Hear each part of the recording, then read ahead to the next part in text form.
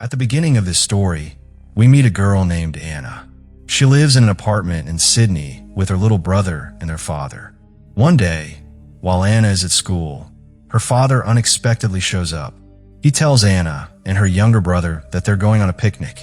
Wearing her school uniform, Anna happily heads out with her father and little brother. Soon, they find themselves deep in the Australian outback. From the very beginning, Anna notices something strange about her father's behavior. Though he often seems troubled, today, his mood feels especially different. Still, Anna doesn't think much of it. Her father stops the car in the middle of the wilderness. Anna's little brother jumps out of the vehicle. Her father turns to Anna and says, "We'll set up our camp here." Anna steps out, begins unpacking, and starts preparing some food. But suddenly, she notices something shocking. Her father is pointing a gun at her little brother and firing real bullets. Her brother, unaware of the danger, playfully shoots back using his toy gun. At first, Anna thinks they're just playing a game, but it quickly becomes clear that this is no game at all. Realizing the danger, Anna rushes to protect her brother and hides with him behind the rocks. A few moments later, their father sets the car on fire and takes his own life. Though Anna witnesses the entire thing, she chooses not to tell her brother. Instead, she quietly gathers whatever food she can and sets out with him, hoping to find their way back home. But Anna has no idea which direction home is. The scorching heat makes everything harder, and they only have a very limited amount of food and water. After walking the entire day, Anna and her brother stop at a spot to rest for the night. They eat whatever food they have left, knowing that their supplies are running low. Both of them are exhausted, so they decide to sleep right there under the open sky. The next morning, with barely any energy, they continue their journey once again. Soon, a tall rocky cliff stands in their path. Anna and her brother decide to climb it, hoping to spot something from above. Reaching the top, Anna looks in every direction, but there's nothing but endless wilderness. No sign of shelter, no people, no hope. Just dry, barren land stretching as far as the eye can see. Disheartened, they climb back down, eat a little more food, and keep walking. Even after another full day of walking, they still find no help, only more emptiness. Another night passes in the wild, and now several days have gone by. Both of them are growing weaker. Anna's younger brother becomes so dehydrated and exhausted that he collapses. But Anna doesn't give up. Though she's also incredibly tired, she lifts her brother onto her shoulders and slowly keeps moving forward. And then, through the harsh desert heat, they spot a tree, a green, living tree standing tall in the distance. Anna feels a surge of hope. If there's a tree here, maybe there's water too. She hurries toward it with her brother, and to her relief, there really is water nearby. Not just that, the tree also bears fruit. Anna hesitates, unsure whether the fruit is safe to eat. But then she sees birds picking at the fruit and eating them without harm. Reassured, Anna and her brother eat the fruit together. They drink as much water as they can because they're both terribly thirsty. Finally, for the first time in days, they have both food and water. That night, Anna and her brother sleep beside the tree, near the life-saving water. But when they wake up the next morning, they're shocked to find that the water has completely dried up. All the fruit from the tree has fallen and turned rotten. Seeing this, Anna's little brother loses all hope. He looks at his sister and says, "Maybe God is angry with us." Anna gently assures him, "That's not true. We'll find a way out of here soon." But deep down, she feels the same fear. She doesn't know where to go or how to escape this place.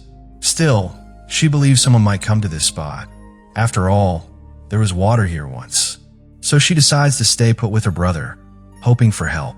2 days pass. No one comes. Anna begins to lose hope too.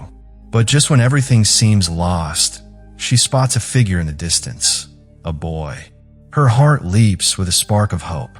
As he approaches, Anna realizes he's an indigenous boy from a tribe, what people call a walkabout. He's out here hunting. The boy comes closer. He's a black boy with a kind but curious expression. He asks something, but his language is completely unfamiliar. Still, through his gestures, Anna understands he wants to know what they're doing here. She tries to tell him they need water, but he doesn't understand. As he starts to walk away, Anna's little brother steps forward and uses gestures to explain their need for water. The boy laughs warmly, then kneels down and inserts a pipe into the ground nearby. He gestures for them to suck water from it. Miraculously, there's still water, just hidden beneath the surface. The siblings drink gratefully, their thirst finally quenched. With no other option left, they decide to follow the boy on his journey. He's their only hope now. The black boy, still new to hunting, has come out here to learn and survive. Though inexperienced, he manages to catch some food and generously shares it with Anna and her brother. While they're resting, Anna's little brother gives the boy a British soldier toy, but the boy immediately throws it away. The gesture clearly means something deeper. British soldiers had once destroyed his entire tribe. Despite this painful past, a strong bond begins to grow between the boy and Anna's brother. They quickly become good friends. That night, the two siblings sleep peacefully, but the black boy doesn't lie down with them. Instead, he climbs a nearby rock and begins to pray. Anna, now growing weaker and more desperate, still longs to return home. They continue their journey the next day and arrive at a place where many trees have been cut down. There's water everywhere. This area has been recently flooded. Anna's brother, and used to this environment, suffers painful sores on his back from the wet and humid conditions. But the black boy knows what to do. He applies warm animal blood to the wounds, offering relief. As days pass, the three grow closer. Anna and her brother slowly adapt to this wild land, and her brother becomes especially fond of the boy, often communicating with him through gestures and shared understanding. The three of them reach a rocky area where the black boy shows Anna and her brother several drawings carved on the stones. These are paintings made by his tribe, telling stories of their customs, rituals, and daily life. Using gestures, he shares these cultural memories with them. The boy has never stepped beyond the borders of this wild land, so he knows nothing about the outside world. As they continue moving forward, they suddenly spot a red balloon floating in the sky. They grab it, thinking it must have come from somewhere far away. But just nearby, a research team had actually released a balloon. Still unaware, the three of them keeps walking and eventually comes across a small house. Anna is thrilled. She feels sure someone must be inside. But when she walks in, the house is completely empty. Her hope shatters once again. The black boy follows her inside. He tries to speak to her, expressing many things. In truth, he has fallen in love with Anna. He felt something the moment he first saw her. Through his gestures and tone, he tries to confess his feelings. But Anna doesn't understand his words or his emotions. Without realizing the depth of his heart, she quietly walks away. The boy is left hurt and heartbroken, convinced that Anna doesn't feel the same way. Later, he takes Anna's little brother with him on a hunting trip. As they walk deeper into the wilderness, they reach a road. Anna's brother tries to explain what it is, but the boy quickly leads him away. He's been told by his elders to always avoid roads, because people from the outside have brought harm to his tribe in the past, so he steers them clear of it. While they're out hunting, a jeep suddenly appears with two men inside. These outsiders carry guns and hunt animals for sport. The black boy is stunned. He's never seen a gun before, and the way they hunt disturbs him. He realizes that, compared to his tribe, he isn't a skilled hunter. Worse, he sees how the modern world hunts not out of need, but for pleasure, something that deeply clashes with his beliefs. His people only hunt to survive, not to destroy. Later, the black boy returns, his body painted in strange white markings. In front of Anna, he begins to perform a traditional dance. It's part of his tribe's culture. When someone falls in love, this is how they express it. But Anna doesn't understand the meaning behind it. She gets frightened and runs away. Still, the boy continues dancing from morning until night. He keeps dancing, hoping that Anna will join him. Because in his belief, love is only fulfilled when the other person dances too. But Anna doesn't realize any of this. That night, she tells her brother, "Tomorrow, we're leaving."